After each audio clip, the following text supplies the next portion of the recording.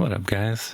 Back here again with another River Raid video. This one is the Atari 2600 version, which was recommended by some folks that watch my channel, and I'm just going to kind of jump in here. This was the original version of River Raid as developed by Carol Shaw, hopefully I got that name right, who made enough money to basically retire early, which is good for her. And yeah, let's just start playing, see how this goes. In terms of Atari 2600 games, this is amazing. And I think where this stands out is the Commodore game. Well, the Commodore as a machine is capable of a lot more than this.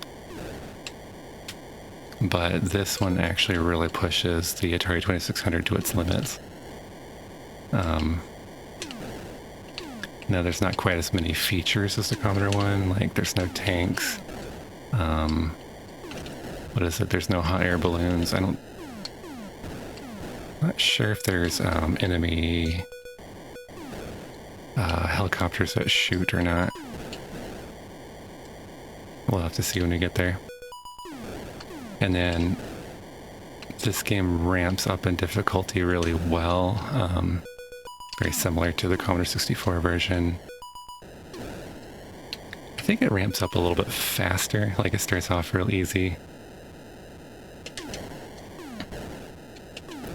And then, unfortunately, it doesn't tell me how many bridges I've cleared, so I can't tell you how far I'm going to get.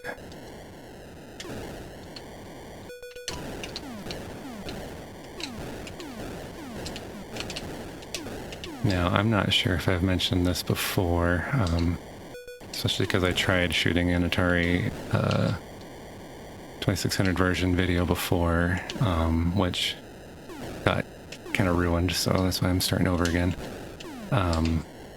So if I already said this, sorry. But the really fascinating thing about this is that the Atari 2600 cannot hold all the level data in its memory. So it doesn't. There's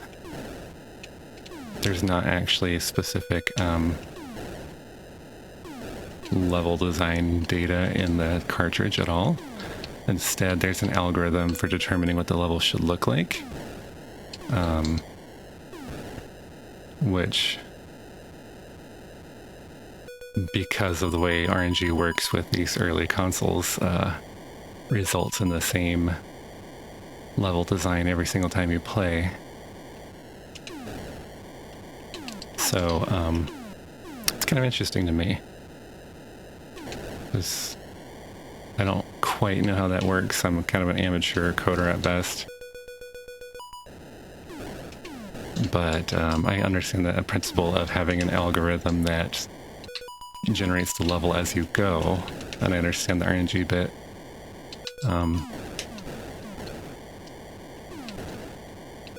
But I'm always amazed when the... Oops, that was stupid. I knew I shouldn't have done it.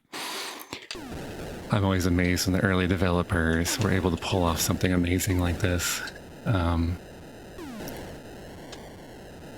Not letting the limitations of the hardware define what they're able to do. Nowadays, it feels like we have so much power in terms of hardware. And if you think about it, you know, like, even AAA games come out just riddled with bugs frequently. It's just kind of the reality of it.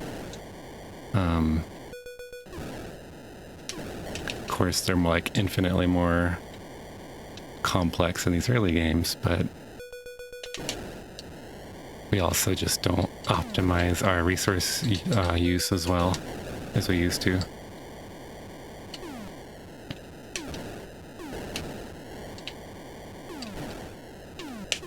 Oof. I missed the helicopter. Yeah, so I have no idea how many bridges I've destroyed, but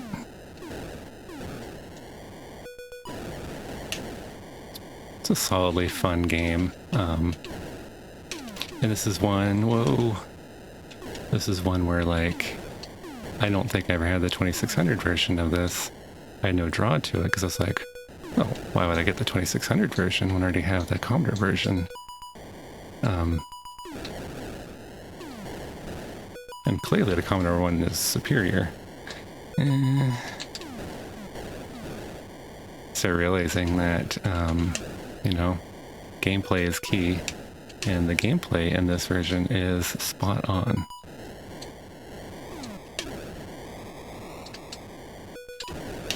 The controls are rather good too.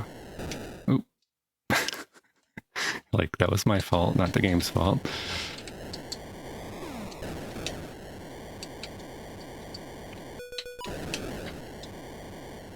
And it's kind of, it's fascinating to me because the Commodore 64 and the Atari shared this exact same joysticks. Completely interchangeable. Why? I'm running out of gas now.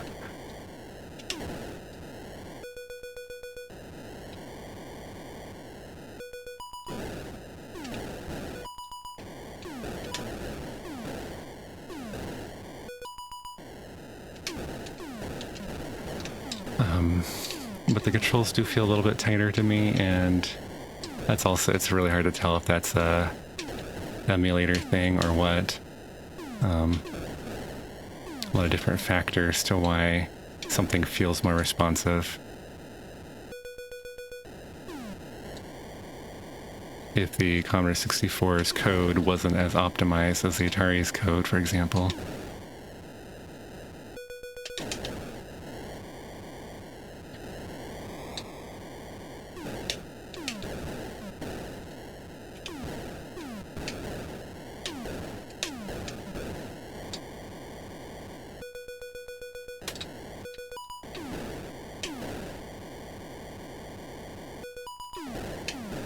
Getting pretty dang far though.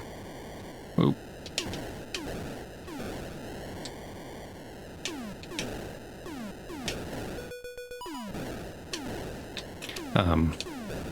It's also one of those kinds of games where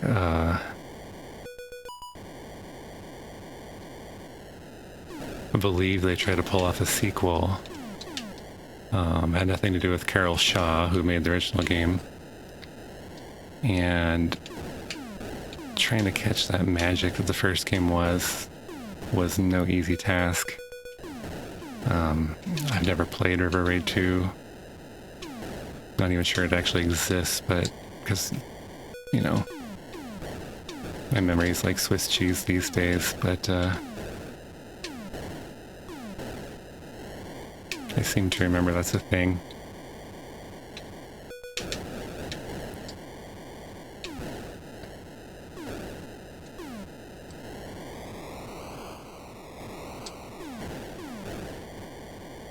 I could see having a River Raid tournament.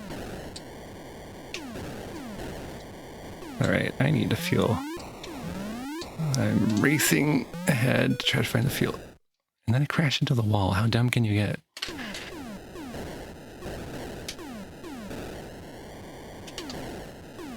Oh, and then blow up your own fuel.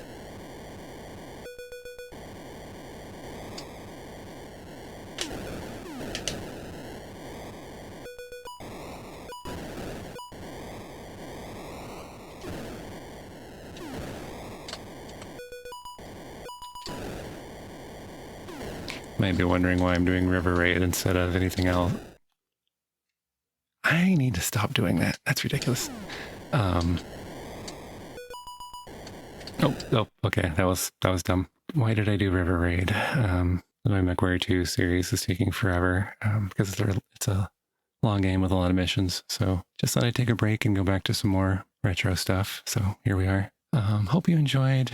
If you've never played River Raid before, I actually would recommend going after this version of it. It's the original version as far as I know, and it is rock solid. You can see what the magic of the game was, just being a really solid vertical shooter. Yeah, so I recommend checking it out.